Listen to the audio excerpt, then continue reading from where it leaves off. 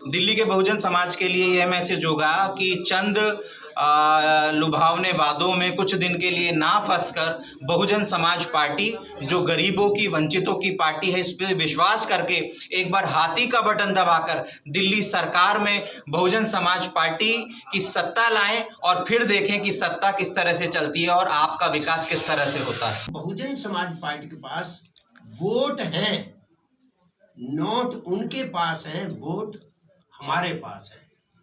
आज वोट और नोट की लड़ाई है।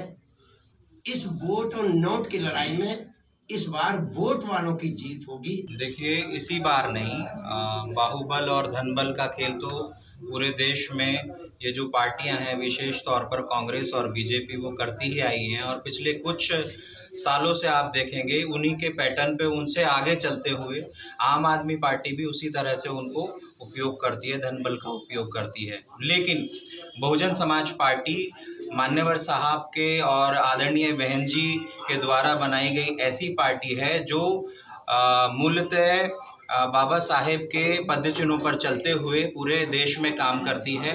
और ऐसी परिस्थिति में हमेशा हमारी कोशिश ये रहती है कि हम पूंजीवाद से ऐसा समझौता ना करें, कुछ कैपिटलिस्ट लोगों से ऐसा समझौता ना करें कि उसका पैसा चुनाव में लगवाकर हम बाद में उन्हीं का काम शुरू कर दें, जैसा कि पूरे देश में भारतीय जनता पार्टी करती है, कांग्रेस करती आई है और वर्तमान में केजरीवाल जी की सरकार कर रही है। हम लोगों का, बहुजन समाज पार्टी का यही रहता है कि हम अपने जो कार्यकर्ता हैं उसको, उसके छोटे छोटे सहयोग से हम अपनी पार्टी चलाते हैं। इसलिए जब हम सरकार में आते भी हैं, पूर्व में उत्तर प्रदेश में जब सरकार में आए हैं तो उन्हीं के लिए हमने काम किए हैं। और आने वाले समय में दिल्ली प्रदेश में जब इस चुनाव में हम लोग सफल होंगे तो उन्हीं के लिए काम करेंगे। हमारी ये मेन प्रायोरिटी रहेगी।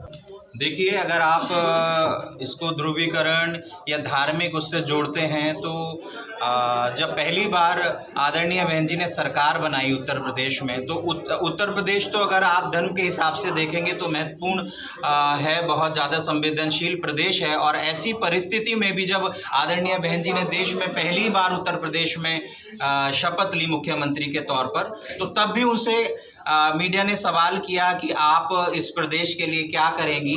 तब भी उन्होंने यही जवाब दिया था कि मैं अगर उत्तर प्रदेश की मुख्यमंत्री बनी हूं तो मेरी पहली प्राथमिकता रहेगी जान माल सुरक्षा और रोजगार की जो गारंटी है, जो आम आदमी को मिले, जिसकी वजह से वो सुरक्षित रहे, सफल रहे और प्रदेश जो है आगे जाए। वही हमारा दिल्ली में भी रहेगा कि हम उसी आधार पर यहाँ पे सरकार बनाएंगे। अगर वाल्मीकि समाज की बात कही जाए, वंचित समाज की बात करी जाए, एससी समाज की बात करी जाए, तो ये आदरणीय बहन जी जिस उसूलों पे, प्रिंसिपल्स पे पार्टी को चलाती हैं, तो हमारे लिए कभी मुद्दा नहीं हो सकता। हमारे लिए जिम्मेदारी है और हमारी जिम्मेदारी ये है कि हम इनको इतना सक्षम बनाएं कि इनकी ऐसी परिस्थिति ना हो कि ये गटर में मरे। इनको इतने अधिकार हम दिलाने में सफल हों कि आने वाली परिस्थिति में अपने बलबूते पर सत्ता बनाएं और सत्ता चलाएं। एक मैसेज क्या होगा दिल्ली के बहुजन समाज के लिए?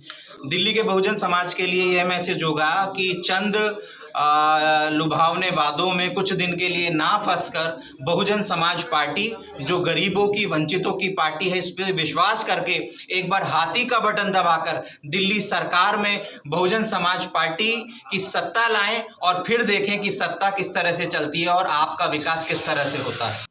आम आदमी पार्टी 12 साल से शासन कर रही है, ज्यादा हो गया 12 साल से, और इन 12 सालों में जो भी वायदे केजरीवाल ने किए वो सब जनता में झूठे साबित हुए और जनता उनसे उकता गई है।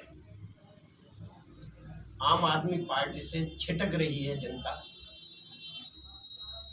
और भारतीय जनता पार्टी में विश्वास खत्म हो चुका है। कांग्रेस में दम नहीं है और बहुजन समाज पार्टी लगभग 14% से ज्यादा वोट पीछे ले चुकी है। कोई भी कारण रहे हो, अप एंड डाउन हर क्षेत्र में होता है। बहुजन समाज पार्टी के भी लिए पीछे का समय हमारा डाउन गया है, लेकिन इस चुनाव में जनता में एक परिवर्तन आ रहा है और जनता देख रही है कि चाहे कांग्रेस का राज रहा, चाहे आम आदमी पार्टी का रहा और चाहे बीजेपी का रहा, तीनों पार्टियों ने शासन किया और तीनों ने खूब वायदे किए, खूब झूठ बोला और तीनों से उकता रही है।